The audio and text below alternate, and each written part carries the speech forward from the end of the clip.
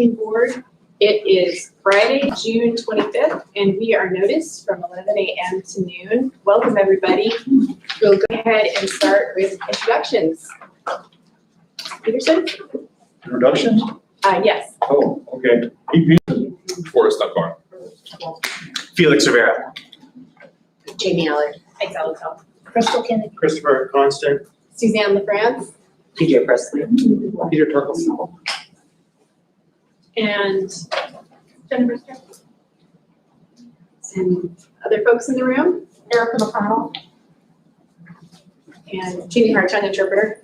Gina Ashman, interpreter. And we have the acting mayor. Constance Dunbar. Great, thanks everybody. We've got a presentation which we'll go ahead and get started with. Would you all like to take questions along the way, or would you like to wait? What? I'm sorry, what was that, Mr. Rivera? Or did you have your hand up? No, I did not, but I believe Miss Allard did. I do. Okay, My hearing aids are still under service, so I'm going to kindly ask if everybody can yell. okay. As best as possible so I can hear. I apologize. You want to go closer? Yeah, you want to come closer? Alright. Yeah, Okay, I just sit can't. wherever it Thank you. is most convenient. And so would you all like to take questions throughout the presentation, or would you like to wait until the end? Yeah, we'll just, as they arise, yes. Okay, Thank you. great. I got my good ear. So whenever you would like to start. All right, so my name is Peter Torkelson. I'm the Executive Director of the Alaska Redistricting Board. And TJ Presley, our Deputy Director, is with us today. We're going to just tag team the presentation and do different sections, so you don't have to listen to one voice the whole time. So I'll start out and just introduce, and then TJ will talk, and then we'll wrap it up. So you may recall that in 1998, I can already let you know, like, adding to Miss Allard, you'll have to. Okay. I'm just going to back and I will just try to hear as best as I can. 'Cause I can read. there's no Do you mic. want to go right there? That's right. Thank you, Suzanne. You may recall that in 1998, Alaska voters passed ballot measure number 3. This fundamentally rewrote how Alaska draws new legislative lines. Previously, the governor essentially had carte blanche to draw lines any way he saw fit.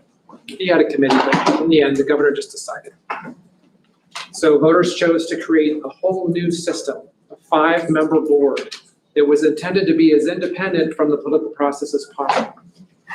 There's 2 members appointed by the governor, 1 by the Senate President, 1 by the Speaker of the House, and 1 by the Chief Justice of the Supreme Court. Members must be Alaska residents. They must come from diverse areas of the state. No more than 2 can come from any judicial district. Members may not run for legislative office in the race, in the election which follows adoption of a final plan. And of course, I thought, well, duh, that's obvious. But it turns out that used to happen a lot. Who knew? So the board holds sole authority for drawing new plans and for defending those plans in the court system. The current board was appointed in August of 2020. The members are John Binkley of Fairbanks, who was chosen chair, Melanie Banky of Nome, Nicole Borromeo of Anchorage, Bethany Markham of Wasilla, and Bud Simpson of Juneau. So why should we change what works? We have a districting plan now. We have legislative seats. People are generally comfortable with the boundaries. Everyone knows where they are.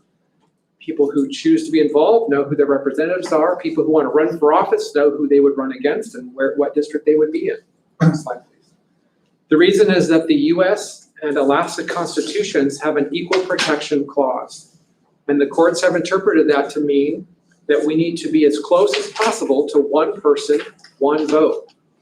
What that means is as people move into an area, they would dilute your voting strength. The amount of power you have to decide who represents you in Juneau goes down as more people move in.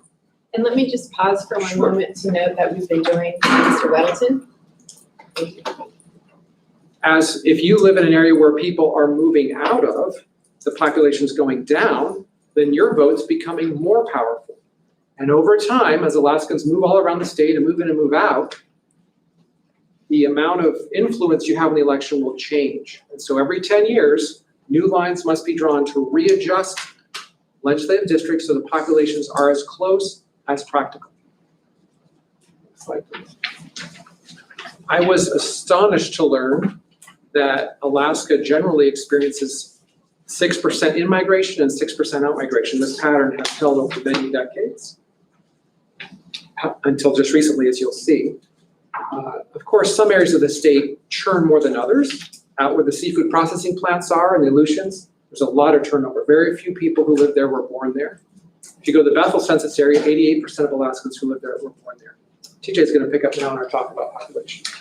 Yeah, so obviously the redistricting board is really concerned with population numbers and the total population of the state. And so we think a lot about where the population is and how it's been changing in and around the state. The really important note here is that up until recently, Peter said there's been this 40,000 in, 40,000 out churn, but you'll kind of see that the net population gain in those recent years was really from births. It wasn't from in-migration. And then in the past 10-year cycle, that started to change a little bit. So we'll look at a few bar graphs to help us see it in different ways. So this bar graph, it's pretty clear that from the population from 1946 to 2019 is on an upward sloping trend, right? I mean, it's going up and up and up since 1946. But one of the things I like to call out here, especially since the redistricting board operates on the census and it's a 10-year cycle, we are very concerned with the population changes over a 10-year period instead of necessarily year to year. And what you can see from this chart from 2010 to 2019, there's a decidedly different shape to the bars than there is from 1946 up until that point. And so it does appear that Alaska's population is no longer growing at the same rate it was previously from 46 to 2010-ish.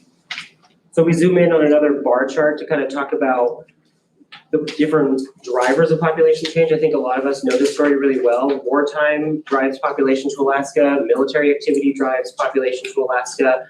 Pipeline days and the oil boom drove people to Alaska. And the oil bust in the late 80s, but then the quick recovery in the early 90s right after. This is a very interesting story digging into each of these, but the thing that we'd like to call out to you here is that once again, this last 10-year period that we are looking at, 2010 to 2020, it does appear, and this is the Department of Labor as well, that this would be the longest period of net out-migration in the record. So it looks like there's more people leaving than there are coming, and the births are not necessarily helping offset that in the same way they used to. So another bar chart, same information, but again, viewed in a different way. Like I said, the redistricting board cares about population changes by decade. You can see here that, like we were just discussing and illustrating, this decade, the 2010 to 2020, looks to be the slowest growth of all decades since 1950. So for the Alaska Redistricting Board, what does it mean that the total population changes over that 10-year period are less than they had been over previously? And we'll come back to a little bit of that. Okay, so everyone wants to know when we're going to start drawing new lines. When can we actually start doing redistricting? Well, that's a great question. The census has sent mixed messages, to say the least. Next slide, please. Thankfully, regardless of when the date actually is, the Alaska Constitution is crystal clear.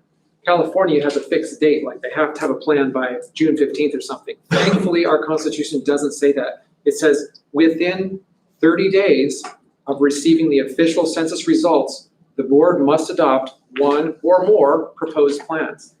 Now, last cycle, the board adopted 5 proposed plans, 2 that were drawn by the board and 3 which were presented by third parties. After adopting 1 or more proposed plans, the board has 60 days to take those plans around the state in what we call the roadshow and solicit feedback for those plans. Last time, the board broke into 3 groups and went to as many places as they could go, 30 plus communities.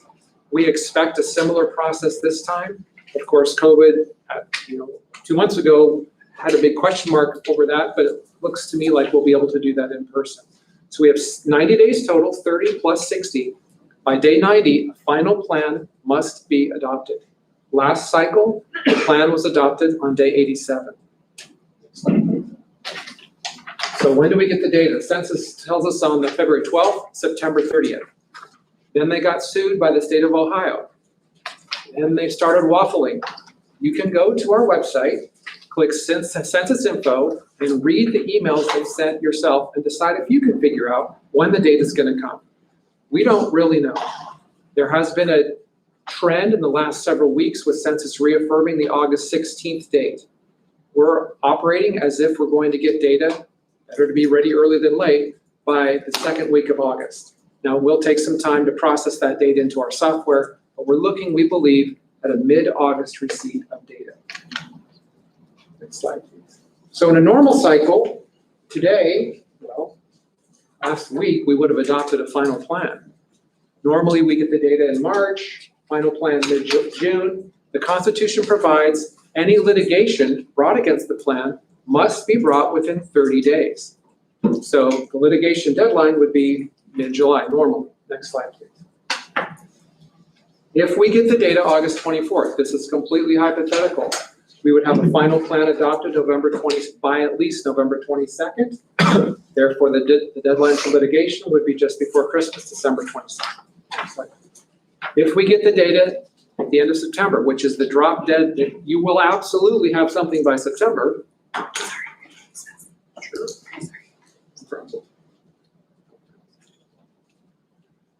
If we get the data by September, then our deadline for a final plan would be smack between Christmas and New Year's. Just a wonderful time to contemplate adopting the final plan. Next slide, please.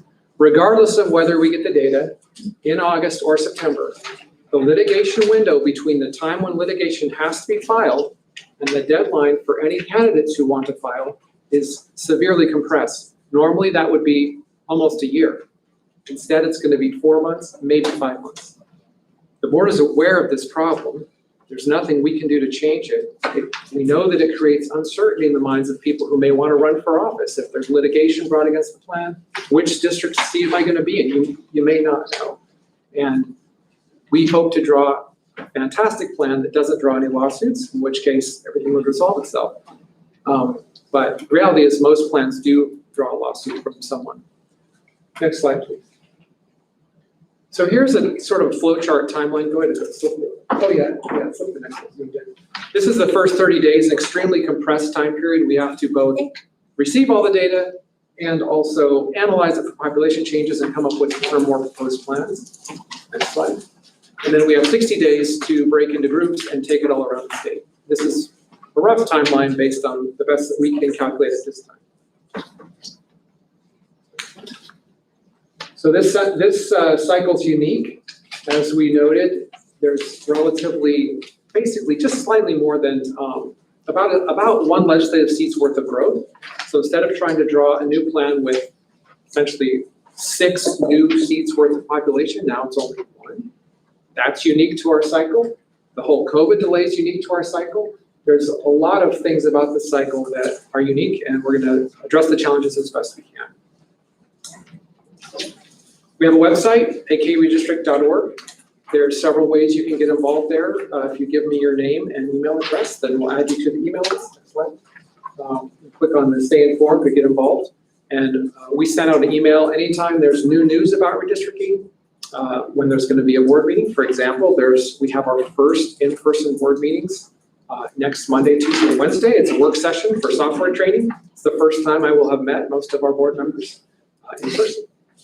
And I sent an email a couple days ago letting everyone email let us know that was the case. So the last slide, the map slide. We also have a lot of maps. If you're curious where the districts, what they look like now. If you're curious about your districts now, there's all the seats are there. There's high-res PDF files to download, print, view them online. And when the proposed plans are adopted, we will post all the proposed plans to the maps gallery, and you can view them there and compare and download it. Give us feedback about them. So thank you very much for the time, and we're happy to answer any questions that may come up. Thank you for the presentation. We do have a question from Mr. Dunbar. Thank you, Mrs. France. This question is for you, but also for Mr. Gates, because it applies to the community as well. So I know, obviously, state house races are up every 2 years, every cycle. But for state Senate seats, I think there's a certain percentage that the district will change that will cause them to come up again versus not having to run that cycle. What's that percentage? And then my question for Mr. Gates is there a similar requirement at the muni level for assembly districts? Thank you for the question. Should I restate? So the question is, what is the trigger percentage for a Senate seat to face re-election? The short answer is the board had two different numbers last time, 15 and 25. 25 was the most recent decision from the previous board. However, this board would have the authority to set its own number that it may choose. However, it's not that simple because not only is there the percentage trigger change, but there's also the reshuffling the deck. So the way our system works, every other Senate seat turns over every 2 years. So if they're labeled A, B, C, D, E, F, G, even if your district didn't change at all, the renumbering system, house lines moved around, another district changed ahead of you, got relabeled, you might just luck of the draw. Well, you say, well, I ran 2 years ago and I said my same district, but because you're D and you come before E and the odds are, last time around, 19 senators out of 20 had to rerun. By the time you figured out the population change and you reshuffled the deck, is that an ideal outcome? Not if you ask the candidates who had to run 3 times in a row. But that's the way our system is set up. We must have nested Senate seats, meaning that they comprise of 2 whole House districts. That's interesting because we don't have to reshuffle the deck. Our charter establishes 6 different district areas, and those aren't going to change this time. So that's an interesting point. Mr. Gates, do we have any percentage that will trigger an assembly seat that normally wouldn't have to be going up? We don't actually have any percentage set out in our charter or code. So it's really going to be a decided political process with assembly political decision. At the time that the state's done, we do our reapportionment process. And when we, as a municipality, we draw our assembly districts. At that time, is when you can make a determination if we need to truncate somebody's term because changes are so great. So forth. It's called truncation of terms that will trigger re-election. But we don't have any set objective number that says you have to do a re-election because the change is so significant. So forth. Great, thank you. Anything else, Mr. Dunbar? Not on that. I mean, I don't know if Mr. Gates has a presentation or any discussion, but there's a lot of our process that I'd like to discuss today, but we can wait. Okay, thank you. Mr. Constance? Yeah, I would actually like Mr. Gates, if you would read the section of the charter that talks about redistricting. I understand that there are 2 ways to get there. Yeah, like Mr. Dunbar mentioned, I was maybe doing a presentation today. I wasn't sure of what I was expected to, but I prepared something and I finished it at literally 11 hours, 57 seconds before this work session. Actually, can we pass the mic over to Mr. Oh, yeah, thank you. Sorry. So I was saying I did start to prepare a presentation. I finished it just minutes or seconds before our work session. So I haven't brought it to the code. The question was about the charter provision in section 4.01. And this says that Ballot Styles process. I'm going to read out the relevant language. The Assembly shall determine and declare by resolution whether or not it's malapportioned. It's within 2 months from adoption of a final state redistricting. And so we have 2 months from their timeline to pass a resolution saying, are we malapportioned or not? And malapportionment is based on the current districts we have and what the new population data says, and then whether the population changes are so significant that we're malapportioned. And there's much language related to that. But I can tell you with a lot of confidence that because we are changing to 12 members, the 12 members, that I can't really see any way to say we're not going to be malapportioned. And so we can actually, the 2 members is a CMU, so we could pass resolutions soon now. And then the second step here, that I think Mr. Constance was referring to, is maybe not 2 ways, but a second step is within 6 months. The Assembly portions itself, the district boundaries. And I had a little timeline here From the state's presentation, I think it was like slide 15 or 16. The September timeline, this deadline for the state's final state plan to be adopted was December 29th, 2021. And 2 months from that, for our malapportionment determination, is February 28th, 2022. To protect that for length of time. And from then 6 months to adopt new city boundaries is August 29th, 2022. And those would apply for the first time then for the April 4th, 2023 election. Anything else, Mr. Constance? I think that's a good. Okay, Mr. Dunbar? Yeah, so for Mr. Gates, my understanding is that ballot measure 12 goes into effect the moment the state issues their final redistricting plan, which we've been told is either November 22nd or December 29th or sometime in between. Is that right? Is that when ballot measure 12 goes into effect? Yes, that was my understanding as well, that we had that trigger for the effective date specifically for when we adopted the final plan. Okay. So, I don't know if we want to start having this discussion now. We have some time. I think it's a good time to do it. I mean, we have an interesting kind of logistical challenge Speak ahead up of a little us. bit, please. We have an interesting logistical challenge ahead of us because the census was delayed. I think we thought that we could easily get ballot measure 12 in place by the 2022 election. I still think we can, but I think it would involve some creativity on our part. So for example, we have 2 months from the adoption of their final plan to pass that resolution. But that is, as I said before, that's a ceiling, not a target. We could also pass that resolution right at the moment they issue the final redistricting plan if we had done work prior to that, basically in parallel to what they were doing. So for example, once the census data and the first plan comes out, we could start to redraw our own lines if we wanted to, and have it ready to go. Because ultimately we actually aren't bound by their lines. They're suggestive, they're useful. We're bound by the census data. And the way that they did it last time, I don't know if Mr. Gates wants to speak to this. My understanding is the chair appointed a 3-person subcommittee with a GIS contractor, and they helped draw those lines. And so if we did that work starting at either in August or I would say more realistically in September, I think we could have a resolution ready to go the moment the ballot measure 12 went into effect. But we don't have to. We have a lot of flexibility, and I have no strong preference about which way we go.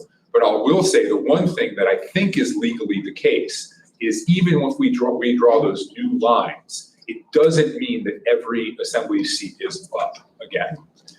We could still say, for example, we could say half the seats that would have been up in 2022 are up, including the new downtown seat, but the other half are up in 2023.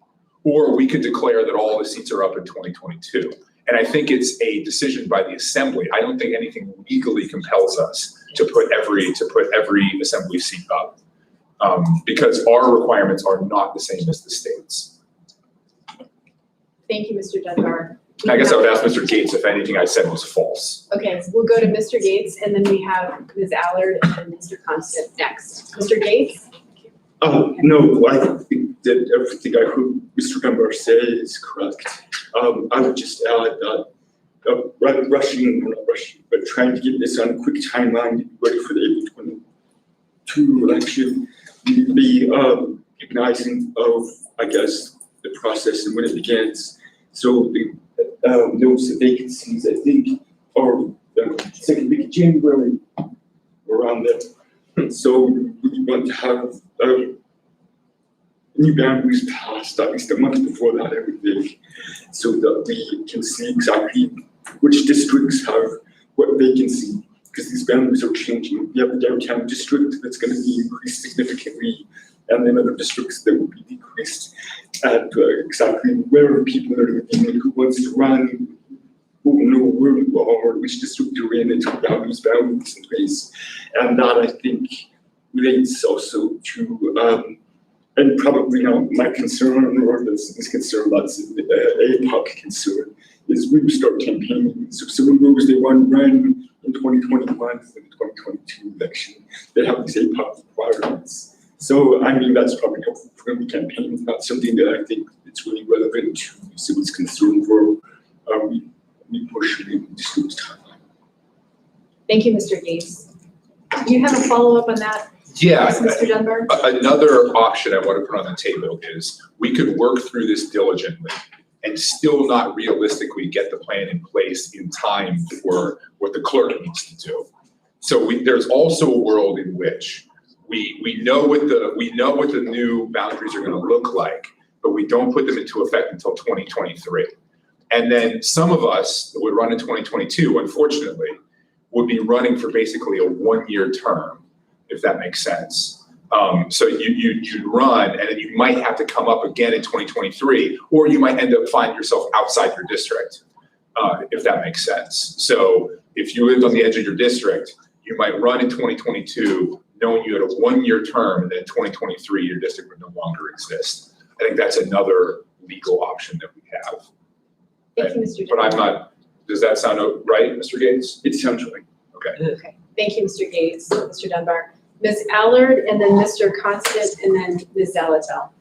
It's kind of towards Mr. Dunbar, so, because so far, Mr. Gates has agreed with you on almost everything. So it's up to the assembly whether it's all or half. And then to reiterate, you're saying that it's potentially possible that, just so I understand clearly, that we might have to run in some of us, or all of us, in 2022, but if the lines have moved, because we all have to decide where the lines are going to be as a group, somebody literally could be, for example, I could be in a different district. I doubt it because the way Eagle River is. But anyways, I'll use myself and Ms. Kennedy. We live 17 houses apart. So technically we could in turn have to run against each other again. No, right? because you have two separate seats. I apologize. Okay, it would be different if, okay, so would it be border, because we're not really bordering much.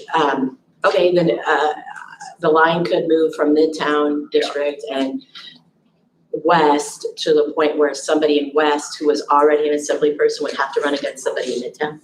That's possible.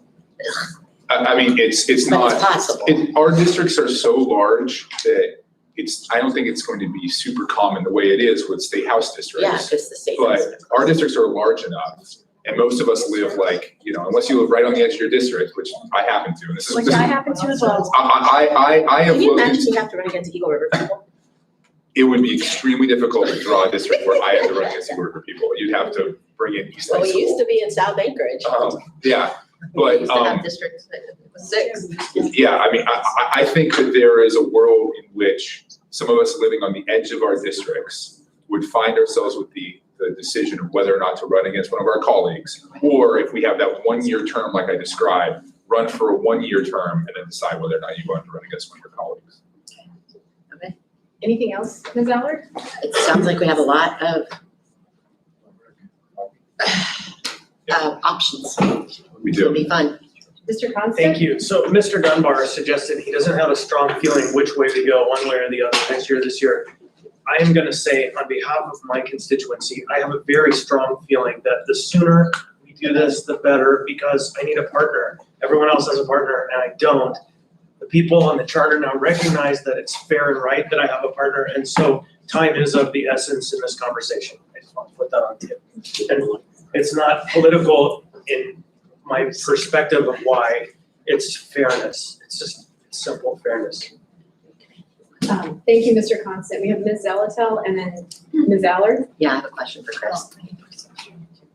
So my question's for Dean. The way I'm reading Charter 4.01 is that it's actually 2 things could trigger a redistricting. And yes, we currently have the census data, but we could set that aside and just look at in the immediate term, the fact that we could be malapportioned because we have agreed that we have a 12th member coming, unless there was something about the agreement about the 12th member coming that is related to the census data. I guess I need some clarification on that, because we're talking about timelines directly related to the census data and the drawing of maps at the state level. But if we can just move on our own because we have a 12th member company and declare ourselves malapportioned because of that, and take our time with the other and see if it further affects it, I guess I want to know if that's an option.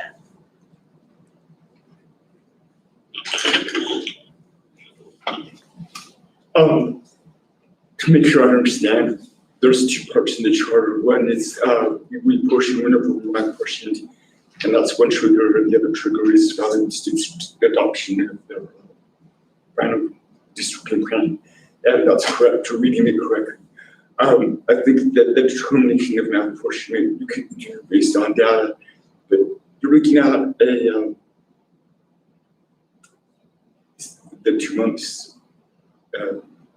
Actually, 2 months is from the districting plan. You could do a finding of malapportionment, I suppose, at any time. Theoretically, the charter lets you do that.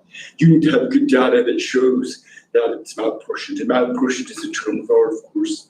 And malapportionment means that there's that fail to have, I guess, what the equal protection class requires, substantial equality of population. So census data and so forth, showing our population has changed in our 11 districts so much that we don't have that substantial equality of population among them, the 11 member representation.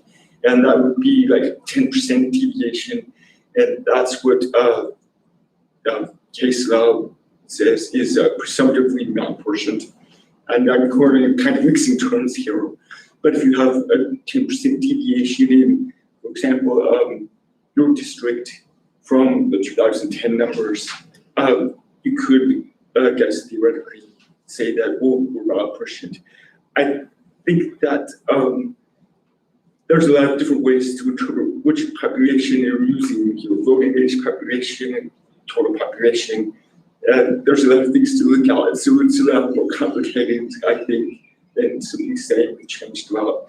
But you know, with the state's presentation, say our population is actually sort of net zero. We don't know what Anchorage is, but if Anchorage is similar to the state, you will have to do some studies to really show those changes enough to say we're not efficient. But you need time to do that. Let's come follow up. Go ahead, Ms. Zalatel. But wouldn't just the fact that we're going to add a second member to a district that's already smaller would automatically increase its size? Wouldn't that just trigger malapportionment? Because, I mean, that's what I'm trying to get at. Because if we want to take the time with the census data, that's one thing. But if we passed a resolution saying we want the 12th member seated by 2022, then don't we then at that point trigger a malapportionment and find a malapportionment, and we could just move forward with redistricting just based on what we know about census data to create new district boundaries based on a 12th member? Oh, yes, excuse me, I think I misunderstood you at the beginning. That's correct, though. You could say based on the data and our 12 members changing that for, and I said at the very beginning, I presume my malapportioned because we're having an issue with them. Any follow-up, Ms. Zalatel? No, thank you, that answered my question. So I'm not sure if Ms. Kennedy or Ms. Allard is next in the queue, and then we go to Mr. Dunbar and Mr. Constance. I'll let Ms. Kennedy go, she hasn't spoken yet, I'll go after. Well, I was just gonna say, actually, part of my question was really just answered, and I'm looking at the proposition itself. And it kind of looks to me like there's two things that we kind of have to do that happen simultaneously. And that is we have to wait for the final, well, maybe we don't have to wait, but we have to have that final state redistricting plan and whatever's applicable to the next reapportionment of the assembly. That's what we put in the proposition language? Yeah. Okay. I'll look at proposition. Mr. Gates, do you want to weigh in on that? Yeah, so, I mean, that's kind of my question is, do we have to do both? We have to wait on the final plan and we have to do whatever's applicable per charter 4.01.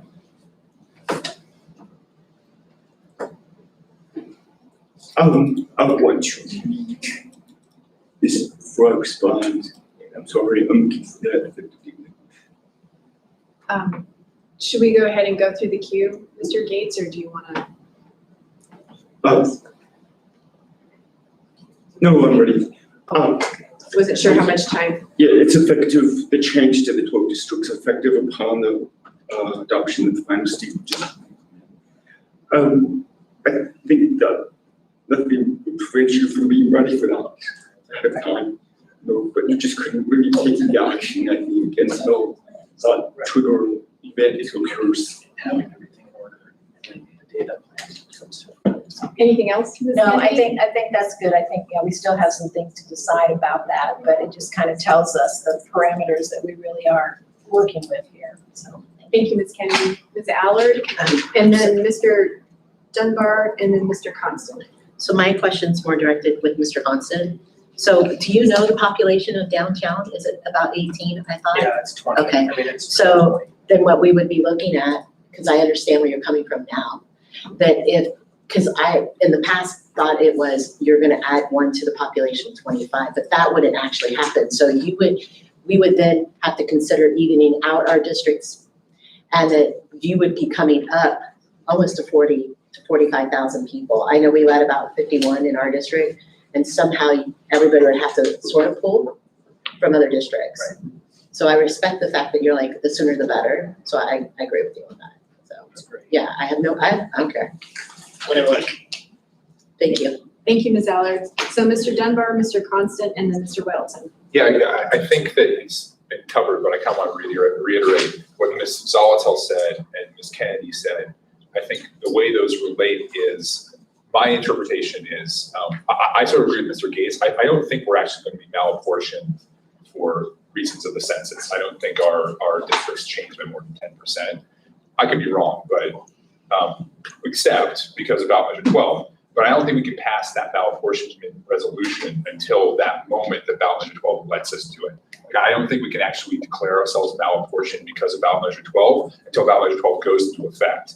And that will happen exactly when that final redistricting plan then comes out. But as everybody else has I think said and agreed to, we could do a lot of prep work before that. We could be ready to go on that day if we wanted to, just based on using the census data and using the overriding fact, the biggest fact in the room, which is that Chris's district needs to expand needs to double in size in population. So, Thank you, Mr. Dunbar. Mr. Constant? yes, all of that is true. I think that the magic day is the day that can't quite be pinpointed. It's like, as soon as the data is transmitted to the state, we will have access to it because it's public. That's the day when this process begins in earnest, where we can start to look at the maps and make alignments, understand the percentage of numbers that have to go up, where people are living, whose districts, what districts. You know, if people have moved to Eagle River, if people have moved to the valley from Anchorage, we'll know all of that. And so that's the magic date. And so I think what we can do before that date is establish our process, how we want to operate it, who we want to be involved, if we want to contract with someone. Because what I don't want us to do is wait until the state adopts its final plan to begin. Because if we do that, then it's 2023 for sure, or later. Thank you, Mr. Constant. So we have Mr. Weddleton, Ms. Kennedy, and then Ms. Allard.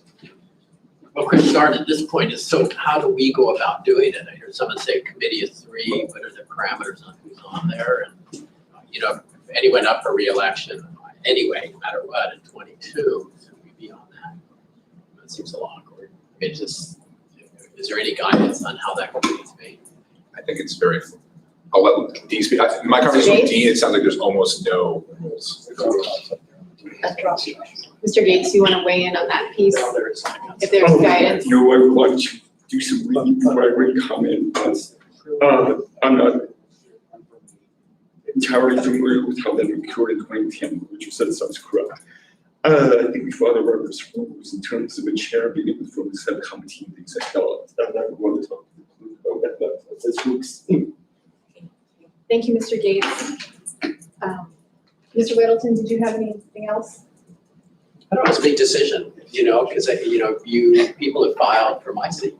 And I can say one is like this weird aberration, I don't even know why they're in my district, it's just one cul-de-sac that belongs in the other one. And so, well, that'd be a simple line that cuts into West Anchorage, but that seems weird to me. And I'm in an area where if you need to grab a few people, it's so relatively high density in Independence Park. So let's just naturally be grabbing from there. So, I mean, I think we all have these conflicts, but it'd be odd for me to be actively on that committee. Conflict of interest is pretty blatant if you're running. So I don't know, I think, something to think about. If we want to get started soon, we need to figure that out. Thank you, Mr. Weddleton. Ms. Kennedy, Ms. Allard, and then Mr. Constant. Thank you.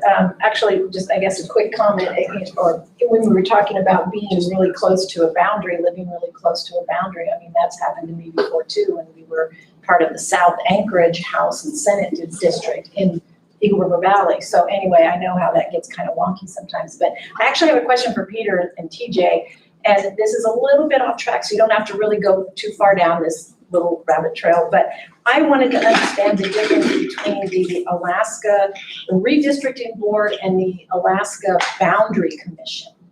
So can you make that distinction, and is there any connection between the two groups in this process for redistricting? Thank you. They're like, I want it. You don't have to go into too much detail, but I know those two groups exist, and I really wonder how they function differently. Yes, thank you for the question. We are completely distinct from the Boundary Commission. I'm not even sure who's. And you're on the speaker, that's what I'm saying. No, he's not even sure who's on it. Oh, Scott. Yeah, I don't think either of us can speak to necessarily like the procedural differences in what we do versus what they do, but they do create the local boundaries, and there is a provision in the Constitution. So there's kind of like, I call them degrees in a sort of way. The first degree is that the districts have to be compact and contiguous, and that's the first constitutional requirement. The next one down is that there's socioeconomic considerations that have to be taken into account. And then the last one is that it says, if applicable, the board acknowledges local boundaries to the extent practicable. So there is a constitutional requirement that while drawing the districts, that there is consideration given to local boundaries, but there's no overlap in the work in the local boundary commission and R1. Okay, thank you. Thank you, Ms. Kennedy. We have Ms. Allard, Mr. Constant, and Mr. Dunbar. Ms. Allard? Thank you. So and I don't know how true it is, I've been told by, not real, I guess, sources, real estate, that there has been a decrease in South, but there has been an increase in Eagle River. So this will be interesting. And so that, I think this is gonna be, I spoke to Larry Baker, and Larry Baker said, I think it was back in the 80s, like they hashed it out. They had 37 plans up on the walls, and it was a knockdown, drag out fight, but they all came together. So I'm sure it's gonna get a little bit crazy, but I think for me, my number one priority is that I want Chris to have what Chris needs, and that it's fair, right? That's what it's fair. Whether we want to, it's fair. So I just want to say that I personally believe it's going to be a knockdown, drag out fight at some points, but I hope that we can just all say, okay, now let's go have a beer. I mean, I think that we need to be able to recognize that it's going to probably happen, and it's going to be a lot. But Larry said that everybody ran, and it was a lot. Everyone ran out Yeah. of every district. Yeah, everybody ran, and it was a lot. They were in there all day, all night, just trying to. It'll be exciting. I'll bring treats. Thank you, Ms. Allard. So we have Mr. Constant, Mr. Dunbar, and then Mr. Rivera. I don't think Felix has spoken, so. Okay. All right, thanks. So I guess a couple of things. We've talked a little bit about sort of when things start. Mr. Gates made a little bit of commentary on when things have to end though, but I'd like to hear from elections if they have like a specific deadline just based on when you all have to get things done.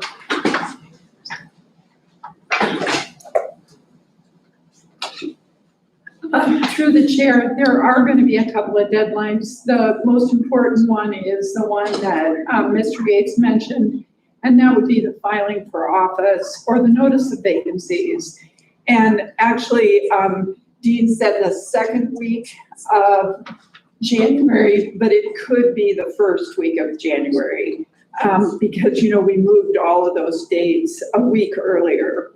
But in addition to that, remember that we also work with GIS. And so GIS helps us develop the mapping so that we make sure that the right voters get the right ballot. So I just want to make sure, I do not know what the GIS deadline would be for that, but I just want to make sure that you don't forget that it's not just as simple as the filing for office deadline. Erica, is there anything else that you can think of? I would just add that the relationship between the state decisions, particularly regarding precincts, has a major impact on us when districts and precinct boundaries don't match. We have to create new ballot styles for those slivers because of being able to report data by precinct. So getting too far away from the state's process, it doesn't necessarily, it can create more work for us, which isn't necessarily a bad thing, but it's just an impact. And I'll just add to that, and I'm going to say what Mr. Weddleton was going to say. We don't have to go by precincts. Currently, we go by precincts, and our ballot styles are based on precincts, but we wouldn't have to do that.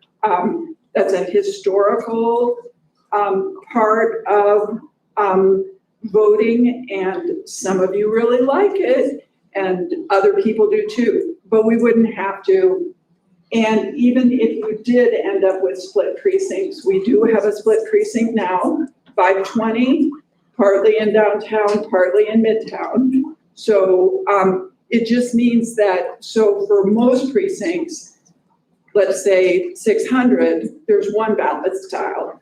For precinct 520, there's two, because it's one downtown and it's one for midtown. So remember, if a voter goes to a vote center and wants to vote, we put in their address, and their address brings up their ballot style. But that's an opportunity for potential error if that voter gets the downtown ballot style and they say, wait, I'm in midtown, or something like that. We think the GIS data is pretty accurate, so we think we can manage it, but it still needs to be GIS manipulated. Thanks. So I would say to the elections team, the sooner we can get a sense of that deadline for GIS, I think the better. And then I think just generally commenting on the process and conflicts of interest. I think all of us, regardless of whether there's a 3-person committee that's formed, all of us are going to get our hands dirty in this process. And I think we would be remiss if we didn't really understand that two things. First, there are some guiding principles in the charter, right, that really talk about the socioeconomic thing and relatively integrated, right, all of those principles, but also this is a political process. And so I don't think there's any way for us to get around that simple fact that it's a political process. And I don't drink beer, Miss Allard, but I would be happy to have a scotch after this is all said and done. Thank you, Mr. Rivera. So we have about 10 minutes left, and we have Mr. Constance, Mr. Dunbar, and Ms. Allard in the queue. Does anyone else want in? Oh. Mr. Gates, and then Mr. Presley. No, I got it wrong. Okay, go ahead, Mr. Constance. So 2 things, and one, I have a question for you both. But the other is, I'm going to make a very firm pitch, strong hope that I am in one of those positions on that committee, because it's my district that doubles, and I've been working on this figure for 5 years. So I asked for the support of the body to have me one of those members. It's interesting, should we finish our maps early? What I understood you saying when we had the little discussion about the local boundary commission, but then you kind of moved into, we try to do our work to respect the local maps. Would our maps be used in consideration if they were developed in a timely manner so that we didn't end up with split precincts, but not because of us, but because we at least had an option to put them on the table with you and your group looked at it and considered it? Not predisposing, you could make their decision for them. Thank you. I certainly can't speak for the board as a body. I will note that in the archives that we unearthed from 10 years ago, there was the Anchorage Assembly map was right in the group with all the other Anchorage maps. So the previous board was certainly cognizant of your boundaries.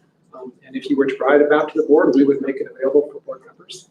I can't speak to whether it would be used or not. Right, of course. We would welcome any input from the assembly. Was there a basis by which you made the statement, a basis in code or law or AAC, administrative rules that say you work with local boundaries? It's actually in the Constitution.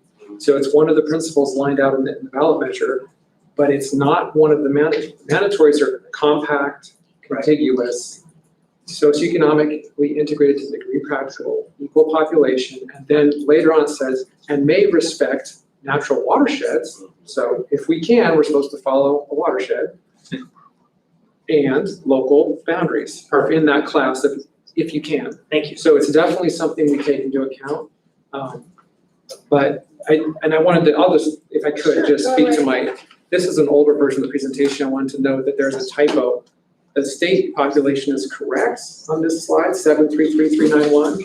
But if you divide that by 40, you get 18,335, not 18,355. So our target districts, What page? page 20. Our target district population for legislative district is 18,335. I'll correct that for the record. Thank you. Okay, so we have Mr. Dunbar, and then Ms. Allard, and then Mr. Hayes. Most of what I was going to say has been said. I guess the one other thing I would flag, and I think everybody knows this, but it's worth pointing out, like we are going to base our decision off of the trigger is the final plan, the release of the final plan. But their final plan, there's a decent chance that's not actually what the districts will look like after all the litigation that happens. They're going to get sued, or somebody's going to get sued. And I think it's on us to recognize, as Mr. Rivera said, we have our own political process. We shouldn't let the litigation at the state level slow down the work that we need to do. And I would say that we are sort of commanded to do by ballot measure 12 and by the charter amendment that we passed last year. Thank you, Mr. Dunbar. Ms. Allard? Thank you. So I want to kind of follow up with Chris, and that Chris is kind of on one spectrum and I'm on another. And it would be nice to be able to bounce off. So if you guys would consider me being on the committee with Chris, I would appreciate it. The 3-person committee. The other thing is that Mr. Dunbar brought up a good point that they are going to be sued. But when I spoke to Department of Elections, well, they always are, but when I spoke to Department of Elections, they said it never works. So they try to sue, but it usually fails. And the census and the Department of Elections work, and then you can answer that. But to Erica, it would seem to make sense, like when everybody's saying, well, our lines don't necessarily work around the state lines, well, kind of, sort of, don't they? Because in our assembly districts, I mean, would it be typical that we have 4 state house representatives? Or are we gonna stay with the 2 state house representatives? Technically, I have 2, but my district goes to 12 all the way to 15. So there's a couple other, so I don't know if that's gonna play into it, the thought. And then I'll let him out, whoever. The only point I was trying to make is that that we need to allocate time for the extra GIS work that may be needed if our boundaries and the state precinct boundaries diverge more than they do right now. So it was just sort of a amount of work. Because I would think we might have to consider what the state lines are. Well, Because I think the timing is gonna correct that, yeah. Okay. Thank you. So I did appreciate Assemblymember Dunbar's point that being able to be corrected by legal counsel at any time. My understanding is that when the gavel falls on the final plan, it is the law. The previous plan no longer exists. That is the law. The only way it would not be is if a court actively enjoined it, which someone would have to litigate and also prove irreparable harm and all the other standards to get a joiner against it. So the final plan, for your purposes, I would submit to legal counsel, it probably is that trigger. It's the final plan. And yes, there may be lawsuits and changes, but if you look back over the last couple boards, generally the changes were focused on a few districts that got moved around. This last cycle where they had to completely rewrite it, in year 3, that was an exception. We certainly pray to avoid that and hope that a lawsuit is targeted on maybe one little district here or 2 or 3 there, so that you guys could have some certainty, so the state can have some confidence moving forward. Thank you, Mr. Torkelson. We'll go ahead and move to Mr. Gates because we're running out of time. Mr. Gates?